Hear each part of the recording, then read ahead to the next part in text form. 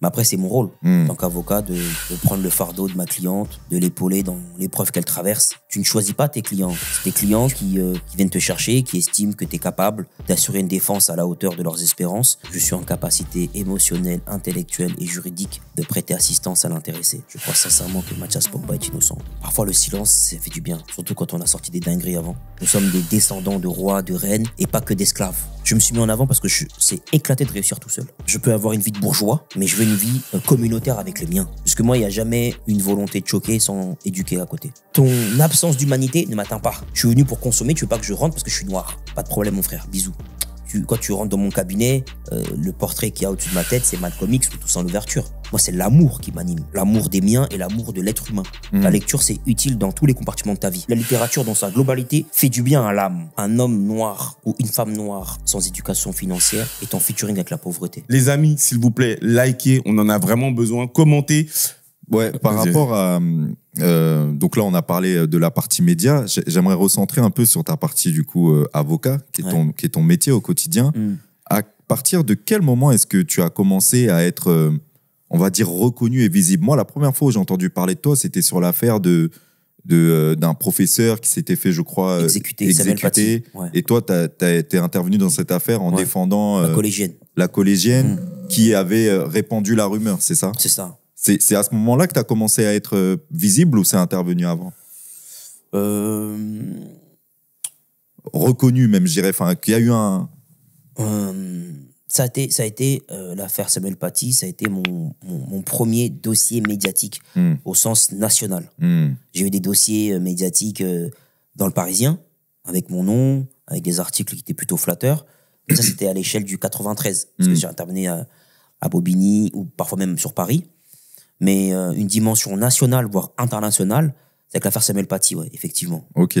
Et qu'est-ce que ça fait de défendre une affaire comme ça? Parce que c'est très particulier quand même. Déjà, tu vois, je vais commencer par remercier mon confrère et mon frérot Nabil Elouchikli, parce que c'est lui qui m'a fait monter sur le dossier. Okay. C'est lui qui me fait la passe. Est-ce qu'on peut raconter aussi globalement ce qui s'est passé? Parce que tout le monde peut-être n'a pas suivi cette affaire. En fait, c'est un dossier qui est tragique, puisque il y a le professeur Samuel Paty qui a été exécuté, paix à son âme. Et moi, je défends la collégienne qui a eu un moment de tension avec lui et qui, via son père, a communiqué sur les réseaux sociaux, on va dire, des informations erronées sur lui. Et du coup, ces informations erronées ont été récupérées par un terroriste qui s'est permis de venir à la sortie d'école et qui a exécuté le prof. Mais évidemment que c'était pas prévu. Ni la collégienne n'avait prévu que ça finisse comme ça, ni le père n'avait prévu qu'il y ait une exécution. Ce qu'il voulait, c'était des sanctions à l'endroit du prof. Il voulait pas qu'il se fasse tuer. Et malheureusement, il y a eu un engrenage et ça aboutit à cette exécution que nous regrettons tous. C'est... je pense que ça doit pas être évident en tant que personne de se retrouver au milieu de situations comme ça, à défendre des gamines au milieu de tourmentes comme ça. Ce sont des choses compliquées à vivre à titre personnel? Oui, bien sûr, c'est compliqué. Même te retrouver sur le devant de la scène. Puis quelque part, à un moment donné, enfin, et c'est vraiment triste parce que c'est une gamine de 13 ans, mais la France entière a eu un mauvais ressentiment envers cette personne. Totalement. Et toi, tu as assumé le fait de porter ça sur toi. Totalement. C'était extrêmement violent à l'époque. Ça l'est encore un peu aujourd'hui, mais à l'époque, c'était extrêmement violent pour elle, pour moi. Mais après, c'est mon rôle, en tant qu'avocat, de prendre le fardeau de ma cliente, de la soutenir, de l'épauler dans l'épreuve qu'elle traverse, d'être là pour elle, pour sa famille, d'être un référent en capacité de l'aider, en capacité de la soutenir dans ce qu'elle traverse. Mais c'est dur. C'est un métier. En tout cas, quand on fait du pénal comme je le fais, si t'as pas une santé mentale stabilisée, t'as pas un équilibre psychologique réel, faut pas le faire, tu tiendras pas. Tu prends des coups, tu prends beaucoup de coups. Et c'est aujourd'hui quelque chose que tu fais encore avec l'affaire Pogba? Ouais, en défendant Mathias, ouais, effectivement. Il y a une volonté, t'as été approché? J'étais contacté par l'intéressé, ouais. Ok. Moi, on me contacte, hein. Comment dirais-je, tu ne choisis pas tes clients. C'est tes clients qui viennent te chercher, qui estiment que tu es capable, vu ton profil, vu ce que tu proposes, d'assurer une défense à la hauteur de leurs espérances. C'est les clients qui te désignent ou non. C'est pas l'avocat qui s'auto-saisit des dossiers. Okay. Et pourquoi tu as accepté alors l'affaire? Quand on sait ce qu'il en est, on parle d'affaires familiales, on parle de banditisme, d'extorsion, de grand banditisme. Enfin, c'est... Qu'est-ce qui a fait qu'effectivement t'as dit ouais, je prends le dossier? C'est vrai, c'est intéressant. Et si tu me dis parce que tout le monde a droit à une défense dans ce pays, je vais dire ok, botte en touche. Non, j'évite un peu les phrases bateau. T'aimes les challenges, c'est pour ça que tu dis oui sur ce type de dossier. Parce que moi, c'est une question que je me suis souvent posée. J'oublie comment il s'appelait cet avocat l'asiatique. Vergès. Ouais. Tu vois, il adorait prendre des dossiers mais corsés. Jacques Vergès. Vergès. Ou alors, ça se trouve, t'es convaincu de ce qu'il t'a dit et que ce qu'il t'a dit n'est pas à l'image de ce que tout le monde a entendu. Plusieurs raisons. La première, c'est que j'estime que je suis en capacité émotionnelle, intellectuelle et juridique de prêter assistance à l'intéressé. Ça, c'est le premier point. Le second point, c'est que je crois en son innocence. Je crois sincèrement que Mathias Pogba est innocent. Waouh.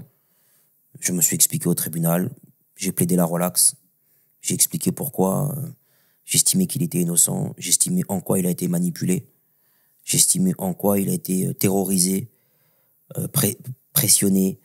On a eu affaire à un homme qui a été mis sous une pression incroyable pour atteindre Paul. Okay. Dans le dossier, on a des éléments qui prouvent que Mathias a été vraiment... il a été braqué. Il s'est fait braquer un soir par des individus qui l'ont dit que si jamais il n'était pas en capacité de faire en sorte que l'argent parvienne rapidement, il s'en prendra à lui, il s'en prendra à sa mère. Donc il a vu une arme à feu devant lui, tard le soir, dans le quartier où il a grandi. Donc on est sur quelque chose de très très violent. Ok.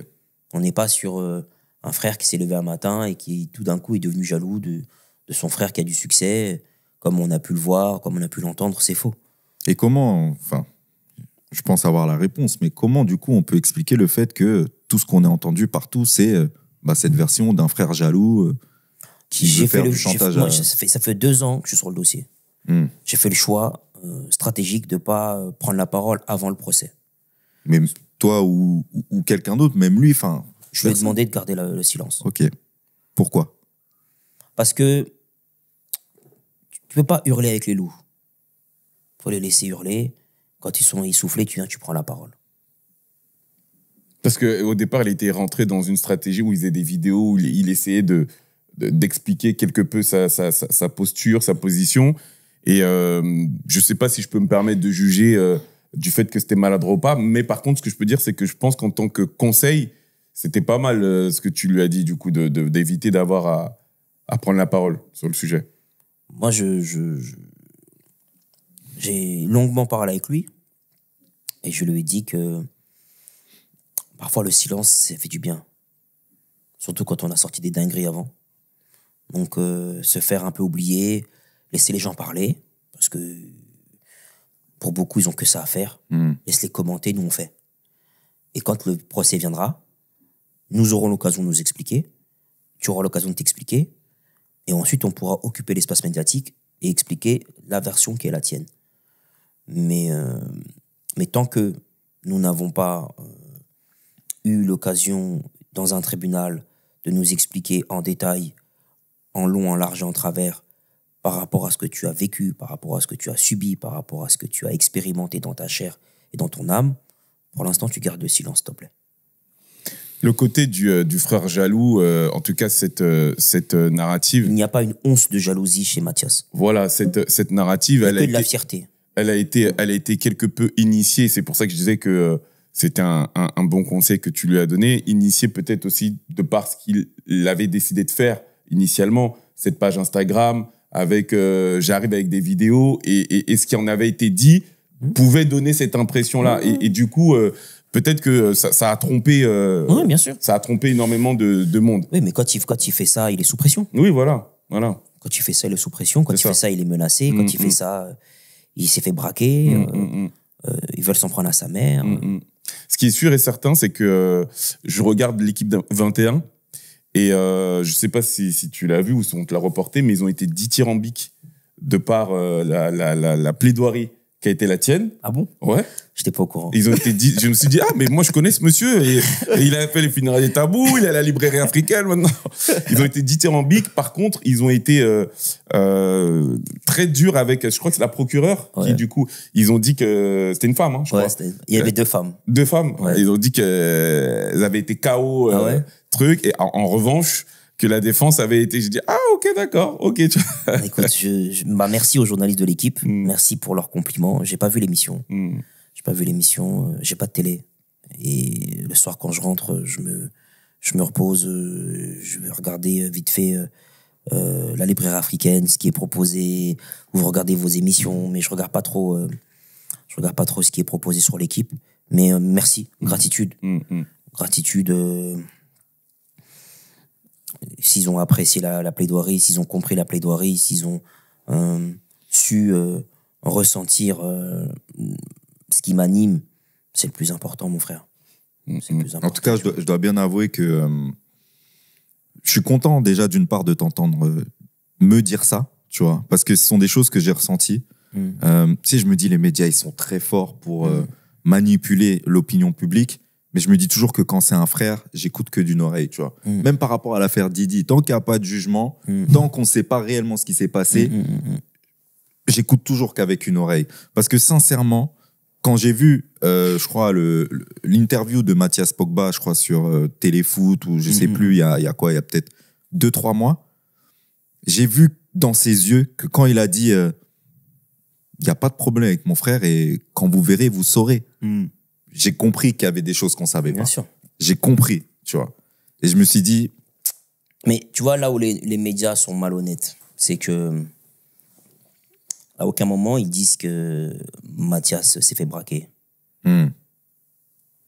C'est vrai. Tu me l'as appris. Tu vois, ils disent pas qu'il s'est fait braquer. Ils disent juste que Paul s'est fait braquer. Mais ils disent pas que son frère s'est fait braquer. Et ils prennent pas le temps de dire que le jour où Paul se fait braquer, Mathias n'est pas là. Ça, ils le disent pas. Donc, en tronquant les informations, en disant Mathias a demandé de l'argent à son frère s'est fait braquer, bah toi tu dis naturellement c'est Mathias qui a braqué son frère, qui a monté une équipe pour que l'équipe en question braque son refrain. C'est ça. Alors que quand le frère se braquait, Mathias n'est même pas au courant, n'est même pas là. Il était courageux. Et quand il découvre ça, il pète les plombs. Il découvre ça 4 mois plus tard, il pète les plombs. J'en parle librement puisque tout est sorti dans la presse. Non, aujourd'hui, je peux en parler plus facilement. Je ne veux aucun secret. Mais il découvre ça et il est abasourdi. Il est en état de choc. Et là, il se dit, comment je vais faire pour que mon frère, on le tue pas? S'il faut payer, on va payer. La vie de Paul, tu vois, c'est une dinguerie, la vie de Paul. L'argent, c'est rien. L'argent, c'est là, c'est rien, l'argent. Donc, on va faire en sorte qu'il paye. Comme ça, Paul, il est sauvé. Ma mère, elle est sauvée. Moi, je suis sauvé. Mais la question qui demeure, c'est est-ce que Paul pense, lui, que son frère est impliqué? Parce que finalement, c'est ça le nœud du problème. Paul, il pense que son frère est impliqué. Mais c'est normal qu'il le pense. Parce que... tout a été fait pour que ça... Parce que les ravisseurs ont manipulé la famille Pogba. Les gens qui sont à l'origine de cette conspiration ont fait en sorte de manipuler le frère, donc Mathias, Paul, et de créer une tension, de créer une rivalité entre eux. Et jusqu'aujourd'hui, avec tout ce qui s'est passé au tribunal, plus le temps que c'est passé, parce que même si rien n'est officiel, il y a toujours des paroles quand même qui peuvent être dites. Enfin, ils se sont jamais appelés. Jusqu'aujourd'hui, c'est pas apaisé alors. Il y a un apaisement et une réconciliation qui va avoir lieu, je pense. En tout cas, nous travaillons en coulisses à réconcilier les frères. Et moi, je l'ai dit hier en sortant du tribunal, donc je vous le dis à vous aussi, c'est l'amour qui va l'emporter. C'est une question de principe, c'est une question de dignité. C'est l'amour qui triomphera dans cette histoire. Parce que les Pogba sont beaucoup plus solides que l'argent, sont beaucoup plus solides que les rumeurs.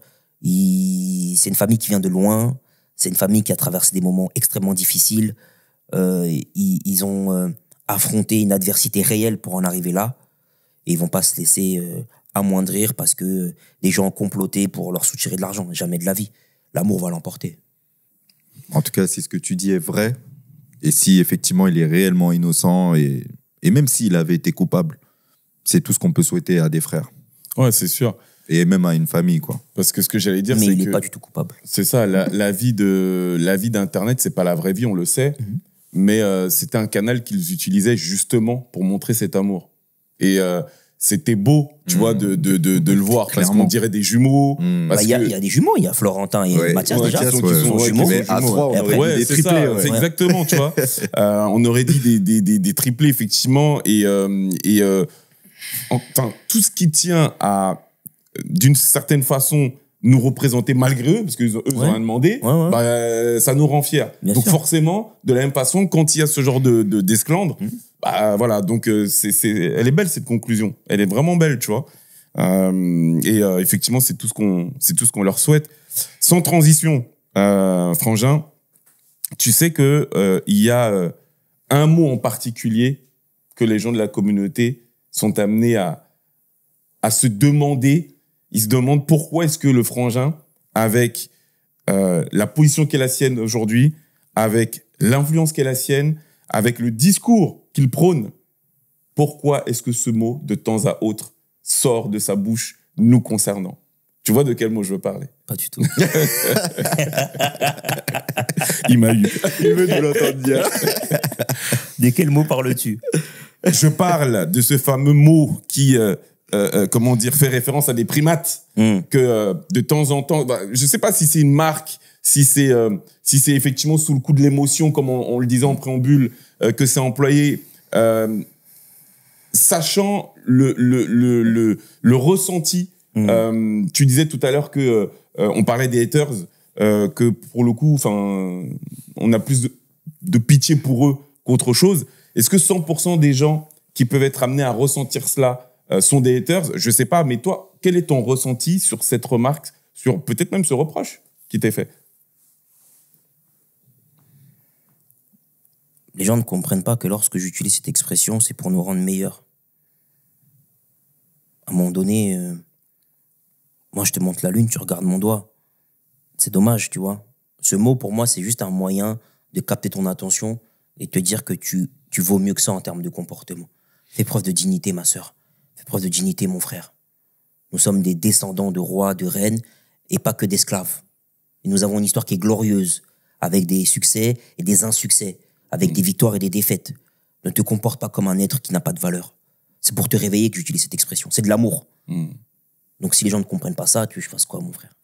Non, moi, honnêtement, je l'entends. La question que je me pose, c'est, tu l'as très bien dit justement il y a quelques minutes, tout ce qui tient, quand on faisait référence au funérailles des tabous, tout ce qui tient en fait à la communauté, quoi qu'il arrive, publiquement, tu vas encenser en fait. Et moi, c'est une posture que j'apprécie. J'ai le sentiment qu'il y a suffisamment de poubelles, si je peux dire ça comme ça, nous concernant pour valoriser le fait d'avoir à nous abstenir, tu vois, à descendre publiquement des initiatives qui sont mises en place par des frères et des sœurs. Quand tu utilises ce mot, je me demande en fait si il y a toujours en fait cette volonté et cette dynamique, parce que je pense que cette volonté de choquer, je l'entends à 100%. Mais si ton frère te dit, tu sais, quand tu dis ça, parce que ta voix est porte, parce que ta voix elle compte, ça me fait mal. Est-ce que il y a possibilité de toujours être dans cette comment dire, dynamique de message, mais de façon quelque peu détournée, où toi véritablement cette idée d'avoir à secouer et à choquer, bah, c'est ce qui prime en fait. Tu sais, moi je pense que chaque situation nécessite un comportement qui lui est propre. Tu vois, demain, si toi, t'es en train de faire un AVC sous mes yeux, je vais pas te faire de caresses, frère. Je vais te faire un massage cardiaque. Et tu peux me briser les côtes. Je peux te briser tes côtes, mais je peux te sauver la vie. Tu vois, parce que potentiellement, t'es en train de perdre la tienne. Donc, c'est ma volonté et ma responsabilité que de pratiquer un massage cardiaque qui va être brutal pour potentiellement te sauver la vie.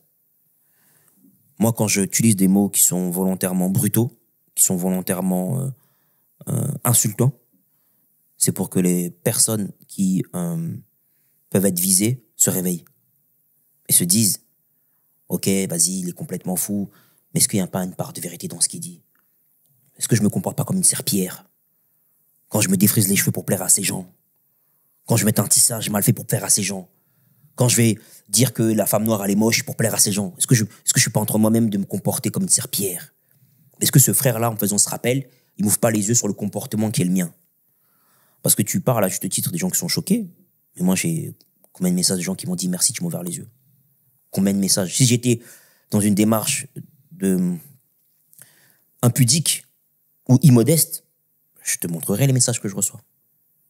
De femmes et d'hommes qui me disent merci.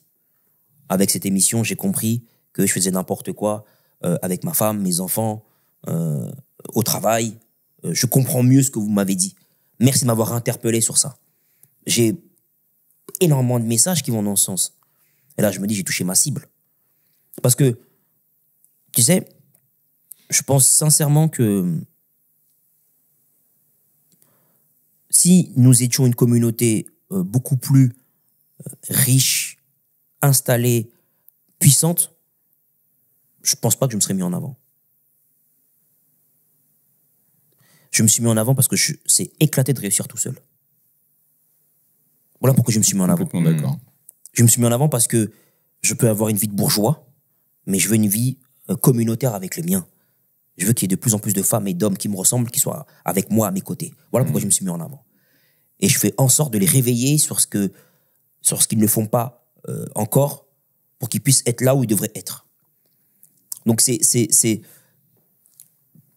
j'accepte de déplaire, j'accepte de choquer, j'accepte de perturber, j'accepte l'ensemble des reproches qui peuvent être adressés, tu vois. Je dis souvent, quand il y a la rose, on prend les épines. On prend les compliments, mais on prend aussi les reproches, les critiques. Ma propre mère ne supporte pas ce mot. Celle qui m'a porté 9 points dans son ventre ne supporte pas cette expression. Wow. Mais la même qui voulait que je conduise un bus à la RATP. Tu vois? La même qui voulait que je rentre à la RATP et que je sois chauffeur de bus. Qui aujourd'hui est bien content d'avoir son fils qui est avocat, tu vois? Mec. Donc j'écoute. Je suis pas fermé. Je suis pas quelqu'un de fermé. Je me remets en question tous les jours. Il y a pas un jour de ma vie où je me remets en question, tu vois. Je suis dans le doute. Mais j'ai mes certitudes. Tu vois? Je sais que ça dérange, mais on est trop en retard pour se payer le luxe d'être dérangé. T'as vu, poto, on est les derniers là. Et donc, jusqu'ici, pas de regret.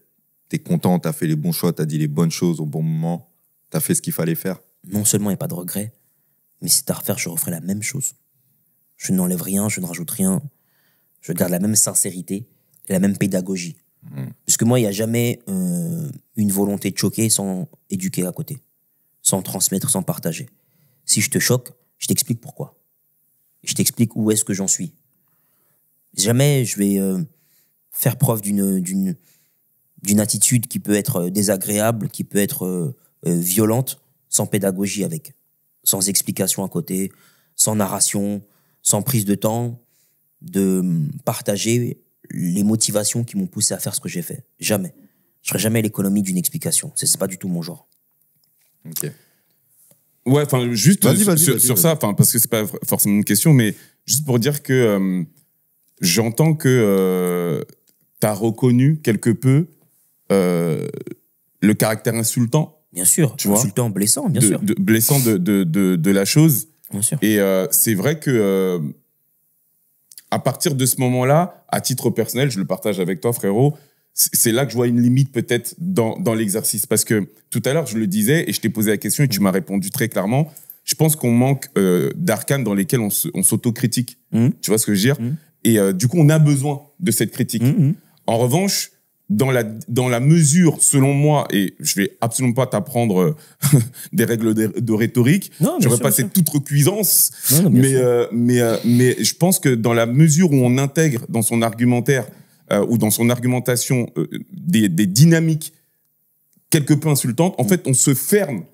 On peut se fermer, en tout cas, j'utilise le conditionnel parce que tu as dit que tu en as d'autres qui te disent merci, tu vois, mais on peut se fermer, en fait, d'une partie de son auditoire qui peut en fait être finalement conquis de base sans cette dynamique-là. Si tu m'insultes, déjà je peux te répondre en t'insultant aussi, et je peux mettre fin à la affaires de principe qui entrent en jeu. À la communication. Mais je suis d'accord avec toi. Mais moi, j'insulte qui quand tu regardes quand je dis ça? Parce que le mot, il est destiné à qui? Il est destiné aux traîtres de chez nous. À des personnes qui sont. Je t'ai déjà insulté de. J'ai jamais parlé comme ça. Le mot que j'emploie, ce mot prohibé que personne n'ose prononcer, ce mot que j'emploie, je le réserve uniquement aux femmes et aux hommes qui nous déshonorent. Selon toi. Moi, je peux être d'accord avec toi. Selon l'histoire. C'est l'histoire qui juge. Tu vois, je peux être d'accord avec toi. C'est selon l'histoire, c'est même pas selon moi. Moi, ma personne, elle est petite. Tu vois, ma personne, elle est... C'est rien par rapport à la beauté de notre communauté, à la grandeur de notre communauté. Tu vois, je suis rien, moi, je suis un petit, frère. Mais on est tous d'accord pour dire que Blaise Compaoré, c'est un macaque. Il l'a dit, le Depuis tout à l'heure, j'essayais de... Mais tu sais pourquoi je te dis ça? Et vraiment, après, je te laisse mon frère, c'est parce que dans l'émission... On est tous d'accord pour dire que c'était un macaque. Il a participé à l'assassinat de Thomas Sankara. Il a travaillé pour les intérêts de la France-Afrique. Il a trahi nos engagements, nos valeurs, nos principes pour servir les intérêts d'une puissance étrangère. Vous voulez que je dise quoi? Ce qui est vrai pour Blaise... Parce que je peux dire que c'est un macaque, comme je peux dire que c'est un enfant de péripatéticienne. Oui, tu vois. clairement. Mais ce qui est vrai pour Blaise Compaoré, est-ce que c'est vrai parce que j'ai adoré la première émission de la librairie africaine, quand la sœur Marie Fidèle explique que les personnes, en gros, qui sont dans la complainte ont une voix qu'il faut pouvoir écouter. Bon, en tout cas, elle a son axe de défense. Est-ce que ces personnes-là sont des traites à la hauteur de ce qu'a pu être un Blaise Compaoré pour pouvoir être traité de ce mot que tu as utilisé à ce moment-là? C'est très intéressant ce que tu dis. Pour moi, aujourd'hui, une femme noire ou un homme noir qui se complaît dans la victimisation, je dis bien une complaisance, parce que c'était le sujet. Exactement. Contextualiser, se complaît dans la victimisation et joue le jeu de ceux qui, soi-disant, sont des racistes. En l'occurrence, c'est l'exemple du restaurant. Exactement. Pour moi, ce sont des macaques. Tu sais pourquoi? Non, mais tu sais pourquoi? Regarde, je vais t'expliquer. C'est très simple. Tracy, Loïc, vous avez votre émission. Vous pourriez éventuellement, au lieu d'avoir votre émission, aller devant CNews avec une pancarte et dire que c'est des racistes qui dénigrent les Noirs et qui ne laissent pas la place à des hommes noirs comme nous sur leur plateau. Bon. Et vous pouvez faire des lives pour dénoncer l'existence de CNews. Qu'est-ce qui va se passer? Les gens vont voir que vous faites cette manifestation devant CNews, que vous leur donnez un certain crédit, vous allez augmenter leur audimat. Première chose. Deuxième chose, votre énergie vitale, vous allez la gaspiller. Ok. En augmentant leur audimat, vous augmentez la négrophobie qui manifeste. Donc vous trahissez les intérêts de votre communauté. C'est pas de la macaquerie, qu'est-ce que c'est ça, mon frère? À un moment donné, on est responsable de ce qu'on fait. Un manque de conscience. Mais c'est la macaquerie quand même, mon frère. C'est ce que tu as appelé comme ça. Tu vois, à un moment donné, tu as dit que c'est ça. À un moment donné, mon frère, ma sœur, on veut pas de toi. Va là où on va vouloir de toi. On t'a recalé du restaurant parce que t'es noir.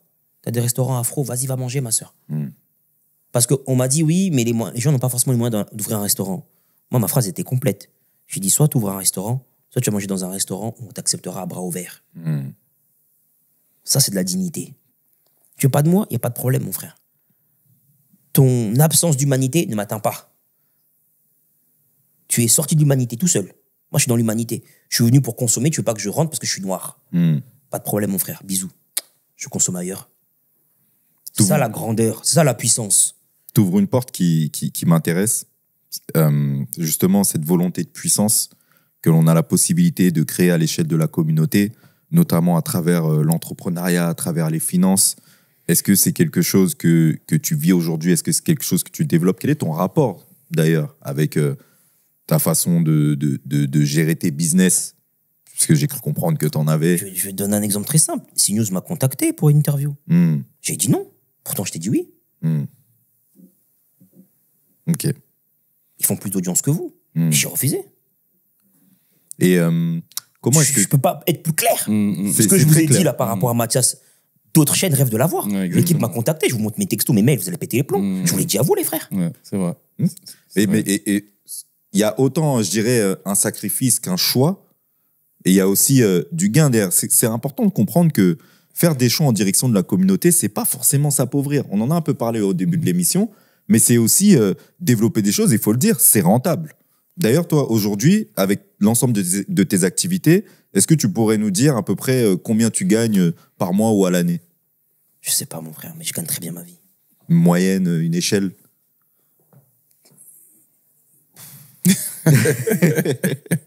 Jusqu'à il a soufflé. Ma famille et moi, nous vivons bien. Tu vois. Mais c'est important de le dire. Si je t'ai dit que pour donner un exemple, j'ai injecté plus de 60 000 € dans les funérailles des tabous. Tu vois.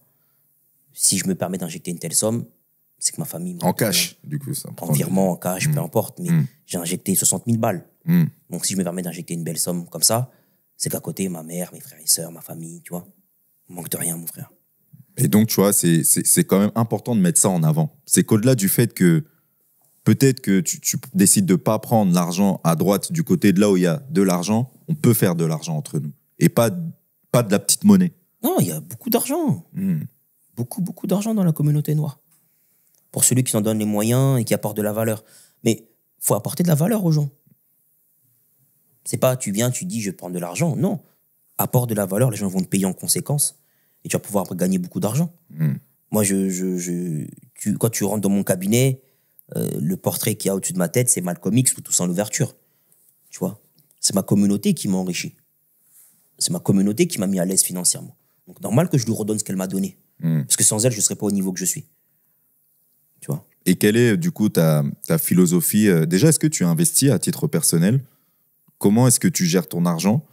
Je dis ça parce que en tant qu'entrepreneur, surtout quand on fait de l'argent, on a plusieurs directions. On en a rencontré énormément qui font beaucoup de cash flow et qui réinvestissent leur argent dans leur business, tu sais, pour voir une grosse croissance, mais qui, à côté, s'oublient aussi d'un point de vue construction de patrimoine personnel. Je pense par exemple à, j'aime bien dire son exemple, mais Ibrahima Sissoko, tu le connais, Ouais, bien qui sûr. est venu sur ce plateau et qui nous a dit que aujourd'hui, il pèse 35 millions de chiffre d'affaires à l'année avec l'ensemble de ses affaires. L'année dernière, il a fait un AVC et il s'est rendu compte en se réveillant de son AVC après une semaine de coma que finalement, d'un point de vue patrimoine personnel, il n'avait rien construit. Il n'avait pas mis ses proches en sécurité par rapport à ça. Toi, c'est quoi qu'est-ce que tu fais et quelle est ta philosophie par rapport à ça? Moi, je suis en conflit avec ma banque parce que j'ai pas d'épargne. Tu vois. Ok. J'ai pas d'épargne. Moi, j'ai pas le fantasme d'avoir 40 000, 50 000 € sur un compte, faire une story, l'envoyer à une meuf pour l'impressionner. Je laisse ça aux autres, tu vois. J'ai pas d'épargne. J'investis tout ce que j'ai.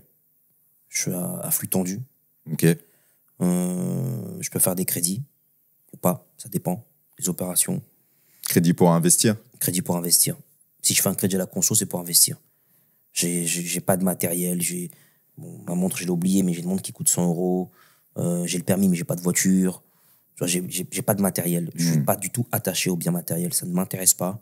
Moi, ce qui m'intéresse, c'est les aventures humaines. Donc, j'ai investi dans des salons de coiffure.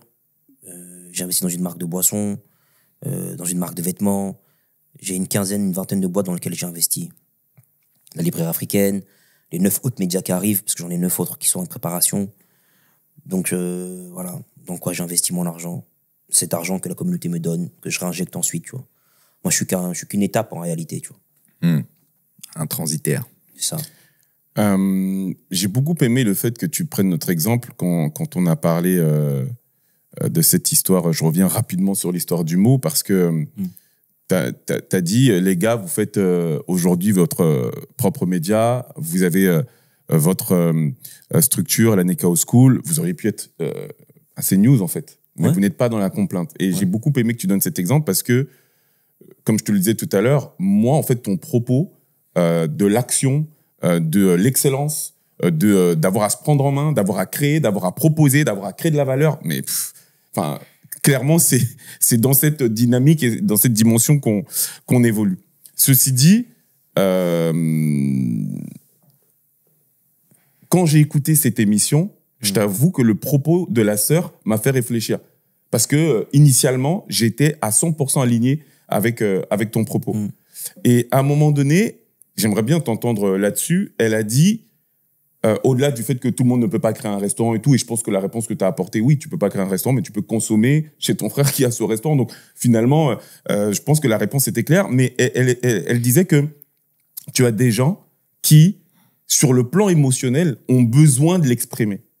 Et tu as d'autres personnes qui, parce que elle ou lui l'a exprimé, ça leur fait du bien d'avoir à entendre que l'injustice qu'ils ont vécue dans leur chair, tu vois, elle est exprimée en fait. Est-ce que pour toi c'est un argument qui est viable ou on reste, je vais le dire frérot, dans la macaquerie malgré tout, quand on est amené à se plaindre? Je pense que une fois de plus, on a encore la dimension personnelle et communautaire. Imaginons, nous trois, on prend la voiture et on va dans un restaurant. Et parce qu'on est noir, ils nous laissent pas rentrer. Ok. On rentre dans nos foyers respectifs et on en parle à nos conjoints, tout ça. Et on a du réconfort. Pour moi, c'est humain, parce qu'on en a parlé. Il n'y a pas de macaquerie. Parce qu'en réalité, on ne fait pas de publicité pour cet établissement. On ne rend pas public quelque chose de négatif qui va être un coup d'accélérateur financier pour l'autre. On n'enrichit pas le bourreau.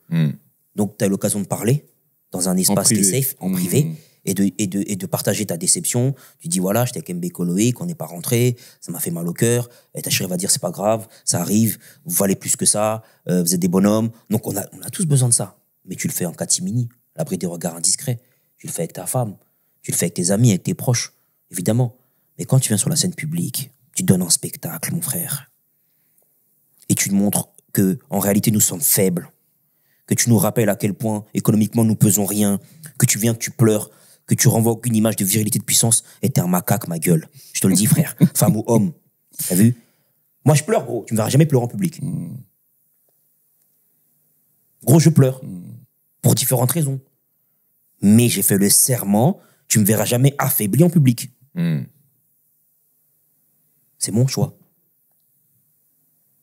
Donc, ceux qui ne comprennent pas que nos vulnérabilités, nos faiblesses vont être instrumentalisées contre nous, c'est des mecs qui tirent contre notre camp. Moi, ma vraie problématique est... Et attends, je complète. Quand Marie Fidèle, une femme brillante, que j'ai castée pour la librairie africaine, pour te dire à quel point je crois en elle, et je pense que ça va être une femme qui va inspirer beaucoup d'hommes et de femmes de notre communauté. Et je suis extrêmement heureux qu'elle ait accepté de monter à bord. Me porte la contradiction. C'est déjà la preuve que je suis ouvert d'esprit. Et surtout, ce qui est intéressant, c'est que je veux que tout le monde pense différemment à côté de moi. Je veux pas que les gens pensent comme moi. Je suis pas un gourou. Bien sûr, bien sûr. Je ne suis pas un gourou. C'est ça le plus important. C'est que cette sensibilité qui est la tienne aujourd'hui, qui est celle de Loïc, qui est celle de Marie Fidèle ou qui est celle d'Herman, j'aime vos singularités. Il n'y a pas de copier-coller. On n'est pas une paire de baskets similaires. Nous sommes des femmes et des hommes avec nos vécus, nos aspirations, nos craintes, nos blessures, nos fêlures, et on interagit ensemble. C'est ça qui m'intéresse. Et ce que je disais à Marie Fidèle, dans l'extrait dont tu parles, c'est, oui, c'est important de parler de nos injustices, mais je vais le dire en anglais, mais the safe place, un endroit où cette complainte ne sera pas instrumentalisée par nos adversaires idéologiques pour gonfler la visibilité de leur restaurant et dire « Ah, regardez, pour aller sur TPMP, ah, bah, vous avez été victime de racisme. Ah, bah, vas-y, venez, madame. Ah là là, ah oui, c'est un restaurant, c'est pas bien. Boum, boum, boum, boum, les réservations augmentent. Boum, boum, boum, boum, boum, boum, boum. » Par contre, quand on fait des choses grandes, ils nous invitent pas. Là, vous ne donnez pas accès à 2 millions de téléspectateurs quand on fait des belles choses. Par contre, quand on se plaint, vous nous appelez. Ah, mais venez, venez, venez. Ah, stylez-vous. Eh, vous êtes des macaques, vous allez là-bas, frère. Là où moi Parce que vous êtes instrumentalisé par nos adversaires idéologiques et vous croyez qu'en fait, c'est votre liberté de venir, de dire que oui, il y a du racisme, ah, c'est compliqué, ah, vous voyez, le restaurant. Eh, mon frère et ma sœur. Là où je te rejoins à 100%, mon frère, vraiment, c'est que je ne comprends pas cette énergie et cette organisation mise en place pour pouvoir dire « on m'a pas fait rentrer », mais quand on te dit « cette énergie-là, tu peux la mettre pour pouvoir créer quelque chose et proposer quelque chose à des personnes. Ah, mais moi, j'ai pas ces compétences, j'ai pas ces capacités. » Mais mon frère, c'est une rente. Tu vois ce que je veux dire? Mais mon frère, c'est une rente. Ça, j'avoue que c'est quelque chose que je comprends pas. Mais mon frère, mais tu comprends pas quoi? On te donne des subventions. Toi et moi, demain, on crée une association. Ces gens qui vont chez TPMP, ils ont pas toujours accès justement à ça, tu vois. Non, c'est pas ça que je te dis. Ouais. Ces gens qui vont sur TPMP pour se plaindre du racisme, ils ont été conduits à tel ou tel endroit. Ils sont dans la narrative de SOS racisme. Exactement. Cette narrative-là, elle est rentable. Ouais. Elle rapporte de l'argent. Ok, d'accord. Tu crées une association, on te donne des sous. Exactement, exactement.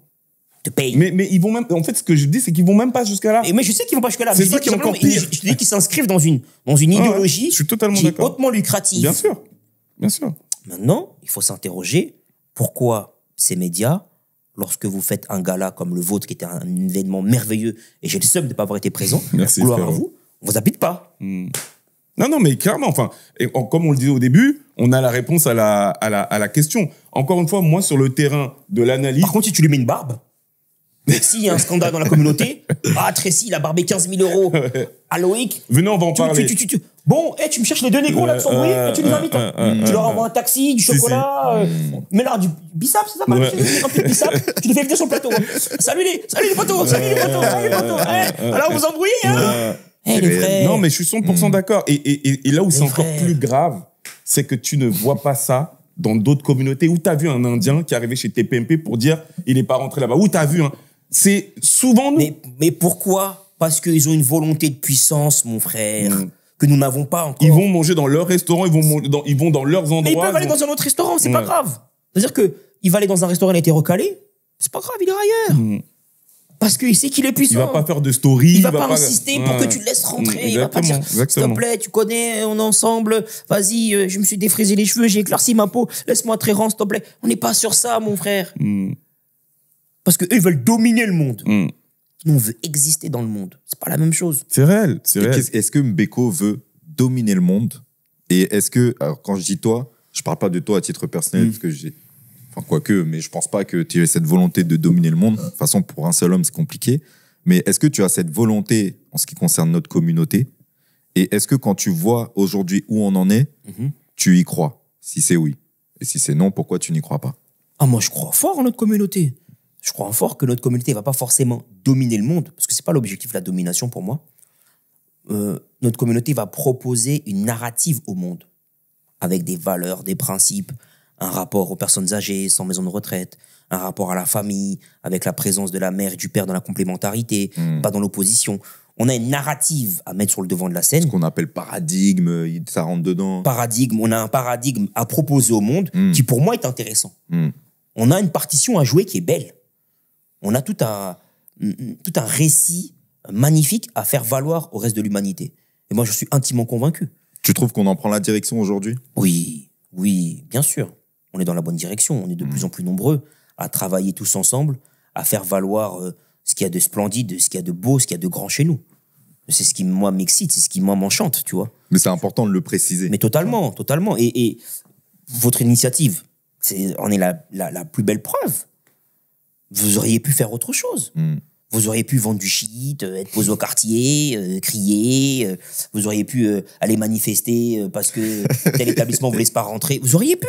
Vous avez fait un autre choix. Vous avez fait un autre choix. Et choisir, c'est renoncer. Moi, j'ai renoncé à plein de choses, mon frère.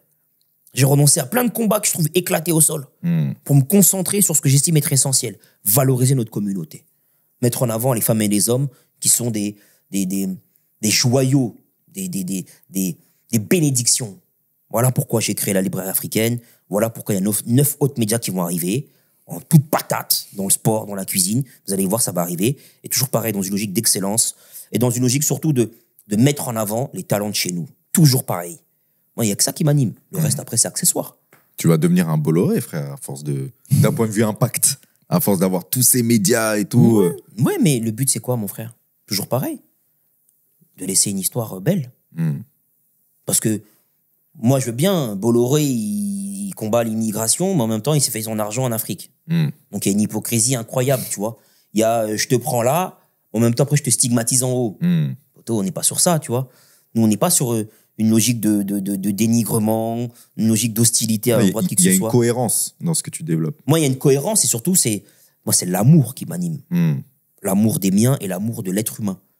Moi, j'aime l'être humain dans sa diversité. C'est pour ça qu'on a pu dire de moi que je suis un métisseur. Parce que tu vois, les gens, ils voudraient que je sois aigri contre le blanc, que j'ai du ressentiment contre les Arabes. Moi, j'ai que de l'amour pour les gens, frère. Amour ou indifférence. Je te calcule même pas. Si tu m'intéresses pas, je te calcule pas. Et si je trouve que tu es intéressant, j'ai de l'amour pour toi. Tu vois. Pour ça, tout à l'heure, quand tu me disais comment j'ai pu accepter le dossier Pogba, j'ai beaucoup d'amour pour Mathias. Beaucoup d'amour pour lui, parce que je sais ce qu'il a subi, ce qu'il a vécu, comment il a souffert, comment c'était extrêmement dur pour lui, comment c'était troublant, comment il a pleuré. Tout ça, je le sais. J'ai que de l'amour pour ce mec-là. Et je suis fier d'être à côté de lui. On l'a vu, tu vois. Je suis fier d'être devant lui, de le protéger, de prendre des coups à ses côtés. Ça, je suis son guerrier, je vais au front pour lui, tu vois. C'est comme ça que je suis. Moi, la demi-mesure, je ne connais pas. C'est soit... T'es à fond. C'est... 100. Ouais, c'est... Je reprends une phrase de Dossé, un rappeur que j'écoute beaucoup, qui disait c'est soit je crève au fond des abîmes, ou soit je règne au sommet de la montagne. Tu vois. Moi, les trucs en demi-teinte, je connais pas. Les trucs à mi-chemin, je sais pas ce que c'est. Et c'est comme ça que je suis dans ma vie de tous les jours. À fond. Et j'essaye d'être le plus sincère possible dans mes démarches et le plus authentique possible. Et est-ce que c'est pas fatigant à vivre à titre personnel? Oui, bien sûr. Est-ce que tu as des routines, des choses pour prendre soin de toi, pour te reposer, ou alors c'est à l'arrache et à flux tendu comme ça? Là, j'essaie de remettre le sport, tu vois, parce que j'ai beaucoup de variations de poids. Moi, j'ai un moment où je suis un peu plus rond, un moment un peu plus... Donc là, j'essaie de reprendre le sport, de me fixer une rigueur. J'ai un coach, donc j'essaie vraiment de me fixer une rigueur, de faire 3-4 fois dans la semaine, faire attention à ce que je mange, de me coucher tôt. J'essaye, tu vois, je me fais violence pour reprendre une hygiène de vie et reprendre une qualité de vie digne de ce nom. Même la santé mentale. Santé mentale, tu vois. Santé mentale. On parle pas souvent, mais enfin, porter beaucoup sur ses épaules comme ça, à un moment donné, forcément, ça a un impact. De fou. Mais après, j'ai fait une psychanalyse, moi, tu vois. J'ai fait une psychanalyse, j'ai été accompagné pendant plusieurs années. T'en avais parlé lors du live, justement. J'ai fait une psychanalyse, ça m'a fait beaucoup de bien. Je pense que je vais en refaire une autre, là. Je pense que je vais repartir pour une psychanalyse. Qu'est-ce que ça a apporté? Qu'est-ce que ça t'a apporté? Après, on se dirige vers la fin de l'émission, je sais, hein, mais tu dirais que ça t'a apporté quoi, essentiellement, de faire une psychanalyse? De prendre conscience de ma petitesse et de prendre conscience de notre grandeur. Je suis rien, frère, mais nous sommes beaucoup. C'est le je et le suis, tu vois. Il y a beaucoup de gens me demandent, ouais, tu mets rien sur les réseaux sociaux, parce que j'estime qu'en réalité, pour moi, j'en ai pas besoin. Parce que j'ai déjà des visibilités, on m'invite. Et c'est pas qu'une stratégie de communication. C'est vraiment une pensée, dans le sens où je me dis, je critique pas ceux qui le font au tribunal, parce qu'on a des avocats ici au tribunal, ils racontent leur audience. Mais en fait, je me protège. J'ai pas envie de prendre la grosse tête. Et tu peux vite créer un environnement où tu deviens un peu auto-centré, égocentré, et tu prends le boulard. C'est réel. Tu vois. Moi, je pense en prétention que je n'ai jamais pris la grosse tête. J'ai toujours été aussi accessible, toujours été aussi disponible, toujours été aussi réactif pour les miens, tu vois. Alors que je pourrais, avec mon buzz, avec ma visibilité, les gars, excusez-moi, j'ai pas le temps pour vous, moi je suis là, je suis en voyage, je travaille avec tel ou tel chef d'État, je suis tel projet. Mais pas du tout. Parce que j'ai mis en place des garde-fous avec un entourage sain. Moi, j'ai pas de lécheur de bottes autour de moi. Les femmes et les hommes que j'ai autour de moi, ils me disent les vérités. Ils me disent, là, t'as été bon, là, t'as été nul, retour au charbon, ce que tu dis, c'est n'importe quoi. Je suis entouré que de femmes et d'hommes qui sont extrêmement exigeants avec moi, extrêmement durs, parce que je les ai choisis comme ça. Dire qu'il y a une Marie fidèle qui me recadre publiquement, c'est je choisis d'être recadré publiquement. J'accepte d'être recadré publiquement. Je pourrais le garder en catimini, parce que j'ai ces discussions avec elle en privé, mais je veux que publiquement les gens voient que je suis vulnérable, que la sorte peut me couler le bec, que j'assume, que j'ai pas de complexe là-dessus, tu vois. Donc moi là-dessus, je suis très à l'aise, je suis très à l'aise là-dessus. Okay. Je suis pas dans le truc de posture, de Kaira, frère. Je suis pas dans ça. Merci en tout cas pour cette transparence. On va passer au coup de cœur. Ouais, c'est vrai. Enfin, oui, il faut qu'on passe au coup de cœur. J'aurais voulu entendre le frangin sur la raison pour laquelle tu mets beaucoup en avant cette volonté de créer cette élite. Là où nous, avec la Neko School, tu sais, avec notre logo, voilà, qui est là, on pense. Ce sont des conversations qu'on a déjà eues en privé. Exactement. Tu vois que les choses peuvent partir de la masse. J'aurais voulu t'entendre sur. Mais je vous réponds vite fait, parce qu'on est complémentaires. Le problème, c'est que il faut qu'on clôture, tu vois. Et faut me réinviter. Hein. Allez, t'inquiète. J'aurais voulu t'entendre aussi sur l'importance et le pourquoi, de l'importance de la lecture. Parce que c'est quelque chose que vous mettez en avant et jusqu'à la phrase que dit en introduction le frère Herman, on te salue mon bro, qui dit donc la librairie africaine, donc, lire ou mourir, il n'y a pas de liberté sans lecture. Une communauté qui avance, c'est une communauté qui lit. Ouais. Enfin pour moi c'est quand j'ai entendu cette intro, je dis ah ouais c'est-à-dire c'est violent, tu vois. Et j'arrive à comprendre le pourquoi du comment j'aurais. Le slogan, c'est lire ou mourir, frère. Exactement. Et du coup, j'aurais voulu t'entendre là-dessus, mais franchement, on fera. C'est une punchline qui te ressemble bien. On dit souvent ça. C'est moi qui l'ai créé, le slogan. Ah, okay. Ça m'étonne pas, ça te ressemble bien. On discutait avec Herman, on réfléchissait à la suite. Lire ou mourir. Et je lui dis, frérot, t'as vu là, on vient, on frappe fort. Librairie africaine, c'est lire ou mourir. C'est marche ou crève. Tu montes ou tu montes pas. Il y a le savoir qui est là, tu prends pas ton destin en main. Et on n'est pas juste là pour dire aux gens de lire. On explique pourquoi il faut lire. Pour eux-mêmes, pour leur capacité intellectuelle, leur capacité émotionnelle, pour leur activité, pour leur business, pour leur couple. La lecture, c'est utile dans tous les compartiments de ta vie. Parce que t'as des livres sur la sociologie, des livres sur l'économie, t'as des livres sur l'histoire. Donc, la littérature, dans sa globalité, fait du bien à l'âme. Accroche-toi à la littérature. T'es monsieur punchline. Sors-nous une punchline sur l'éducation financière, frérot. Ne pas en avoir ou en avoir, c'est quoi? Un homme noir ou une femme noire sans éducation financière est en featuring avec la pauvreté. Mais il n'est pas au courant qu'il est en featuring. Ça, le plus violent, c'est qu'il n'est pas au courant qu'il est en featuring avec la pauvreté. Il n'a pas conscience qu'il est en featuring avec la pauvreté. Il est inconscient. Il est inconscient. Et c'est pour ça que nous, dans notre communauté, on souffre le plus. Parce que un frère qui fait un crédit à la consommation pour un mariage, il n'a pas conscience qu'il est en featuring avec la pauvreté. Ouais, c'est le gros piège. Je suis même pas sûr qu'on ait le temps de faire les coups de cœur, frérot. Hein. Oui, en vrai, on refait une émission, les gars, je vous dis publiquement devant la caméra, réinvitez-moi. On peut faire?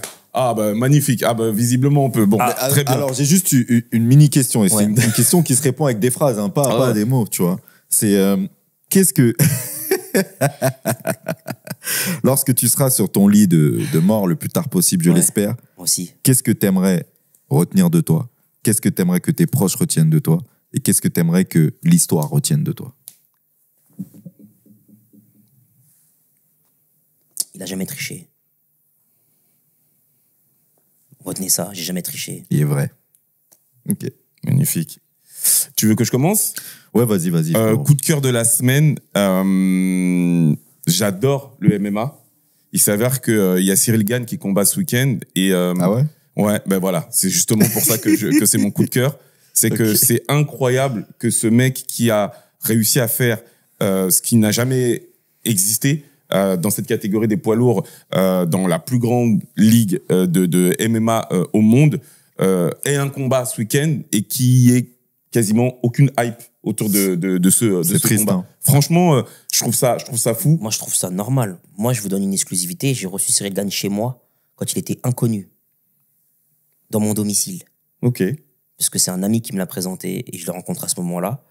Et c'est un ami qui l'a initié au sport de combat. Ok. Tu vois. Et ce que vous me dites, moi, me surprend pas parce que c'est pas un homme de réseau, c'est pas un homme de com. Donc il y a pas de hype autour de lui parce que intrinsèquement, il n'est pas comme ça. Moi, j'ai l'impression qu'il a refusé suite en fait à ce qui s'est passé, c'est-à-dire la déconvenue avec son John Jones et le tollé de saut de caca, pour ne pas être vulgaire, qui s'est mangé. Mais malgré tout, voilà, je tenais à lui faire... Est-ce que lui, il a pas voulu ou est-ce que l'industrie... Non, c'est vraiment lui, parce que il reste le visage du MMA français, il y a personne qui a fait ce qu'il a fait, tu vois. Je pense qu'aujourd'hui, c'est plus le visage du MMA français. Cédric Doumbé l'a largement dépassé. Mais en fait, en termes de... Bon, en fait, là, je veux pas... Parce que là, tu vois, tu es sur deux terrains. Là, tu es sur le terrain performance. Nous, on est sur le terrain communication. Hype, communication, effectivement. Deux univers en fait, totalement différents. J'aurais répondu, mais... Prends l'exemple de Beckham à l'époque dans le football. Beckham, il vendait énormément de maillots. Il avait une communication avec sa femme Victoria qui était incroyable. Alors que sur le terrain, il était meilleur que lui. Bien sûr. Tu vois, il faut toujours faire la différence entre l'aspect sportif et l'aspect communication. J'aurais pu parce que tu as totalement raison, le marketing aujourd'hui, notamment au XXIe siècle, c'est le secret de tout. J'aurais pu te répondre, mais après on va rentrer dans un débat trop long. Non, mais après, moi je pense que tu peux me répondre parce que c'est important. Mais en réalité, dis-moi. Non, mais en fait, c'est un peu long. En gros, pour faire simple, je reste sur ce que j'ai dit, tu vois, sur le fait que, effectivement, c'est lui qui a refusé, tu vois, de se lancer là-dedans. Il avait mis en place pas mal de choses. Il était invité partout. Et suite à... Est-ce qu'il y allait avec l'envie d'y aller? La vraie question. Après, je le connais pas. Il y a des gens comme Cyril Doumbé qui kiffent bien sûr. ça. Il y en a pour qui c'est une tannée, frère. Bien sûr. Lui, tu parles à Cyril Gagne, il regrette il a plus d'anonymat, frère. Faut pas oublier que le jour où il combat, il se fait cambrioler. Ah ouais, si, bien sûr. Tu vois ce que je veux dire? Non, mais 100%. Donc, t'as des personnes qui, intrinsèquement, ne supportent pas cette vie publique, cette vie-là où tu vas faire des plateaux télé avec des gens que tu trouves idiots, parce que c'est le boulot. Il y en a qui ne supportent pas ça. Ouais, et ça n'a pas l'air d'être lui. Ok. Mon coup de cœur, les amis. Je sais pas si vous êtes au courant, il y a environ 2 semaines, aux Antilles, on a perdu un grand artiste qui s'appelle Paolo Albin, et qui est le chanteur d'un groupe mythique qui s'appelle La Perfecta. Donc, je tiens à mettre la lumière dessus pour plusieurs raisons. Déjà, d'une, parce que ça fait partie du type de musique. Lorsque mon père mettait ça et que j'étais petit, limite, je détestais. Je comprenais pas le délire. Tu sais, c'est les sons à l'ancienne qui viennent de chez toi. On dirait que l'enregistrement est mal fait et tout. Et c'est fou parce que ces genres de sons, aujourd'hui, je les écoute et je me régale. Comme si je l'entendais autrement et que voilà, je prends vraiment énormément de plaisir aujourd'hui à écouter ce type de son. Ça active la boîte à souvenirs. Ouais, et puis même je trouve ça bon en fait. Je trouve que c'est vraiment de la bonne musique, tout simplement. Donc voilà, je vous invite à aller regarder pour ceux qui connaissent pas, même si c'est quand même un groupe reconnu et surtout je voulais mettre la lumière dessus. Magnifique, très court maître. Un coup de cœur, toi? Coup de cœur. Je vais pas être original, mais en ce moment, mon coup de cœur, c'est 4 Campé de Joey. Bravo. Il a envoyé. Franchement, ça fait du bien. La vérité. Il est trop bon, le son. La vérité. Je suis d'accord. C'est mon coup de cœur, Et un autre coup de cœur, c'est le restaurant Aïssane Mama. C'est des sœurs qui tiennent 2 restaurants, un dans le 18e, un autre dans le 7e arrondissement. C'est Christelle et Fabienne qui font de l'excellente cuisine et j'ai un gros coup de cœur pour elles et je vous conseille d'y aller, vous serez pas déçus. Avec plaisir. Et vous allez vous régaler et elles font du très très bon travail et j'ai beaucoup d'amour pour elles et beaucoup de force. Et il y a aussi attendez, coup de cœur. D'habitude, les gens, ils ont pas d'inspi pour les coups de cœur, lui. C'était un coup de cœur, mais il faut qu'on clôture. Non, mais coup de cœur, dernier coup de cœur. Vous regardez un peu les séries ou pas? Ouais. Ok, moi je regarde pas les séries, donc je vais conseiller un livre. Mais j'ai lu le Jacaranda de Gaël Faye et j'ai bien aimé. Je trouve que c'est pas mal. Quoi qu'on pense de lui, qui vont trouver un peu trop mou, un peu trop lisse, mais le bouquin est pas mal et j'ai bien aimé Jacaranda. Ok. Merci infiniment vraiment d'avoir partagé avec nous, vraiment. Je l'ai dit tout à l'heure, mais c'est la 2e fois, donc c'est la preuve que ce que tu dis, en fait, tu l'appliques aussi pour de vrai. Quand tu disais que toi, t'as vu, il y a BFM ou je sais pas moi, dont tu parlais de CNews qui appelle, tu dis non. Par contre, quand c'est des frères, ils ont 5000 abonnés, ce truc, tu vois, t'es pas, voilà, t'es là. Total. Voilà, et tu dis pas non, c'est pas un réseau national, vous m'intéressez pas. Non, du tout. Donc ça, franchement, je te remercie véritablement pour ça. Du coup, je vais conclure. Merci infiniment de nous suivre, de nous faire confiance. Vous êtes de plus en plus nombreux. C'est franchement, on le prend comme une bénédiction. Les amis, s'il vous plaît, likez. On en a vraiment besoin. Commentez. Dites-nous ce que vous pensez de ce qu'a partagé avec nous le frérot. Dites-nous ce que vous pensez de son action. N'hésitez pas, s'il vous plaît, parce que 2025 arrive, à prendre votre rendez-vous gratuit. Vous allez tomber sur Loïc, sur moi-même, sur une personne de notre équipe, peu importe. Mais vos finances, cette année, véritablement, vous devez songer à vous enrichir. C'est votre priorité. Clairement. Et ça doit passer par une stratégie claire. On a 20 ans d'expérience réunis autour de l'éducation financière en tant que consultant en gestion de patrimoine. On vous attend de l'autre côté. Des bénédictions à tous. On est ensemble.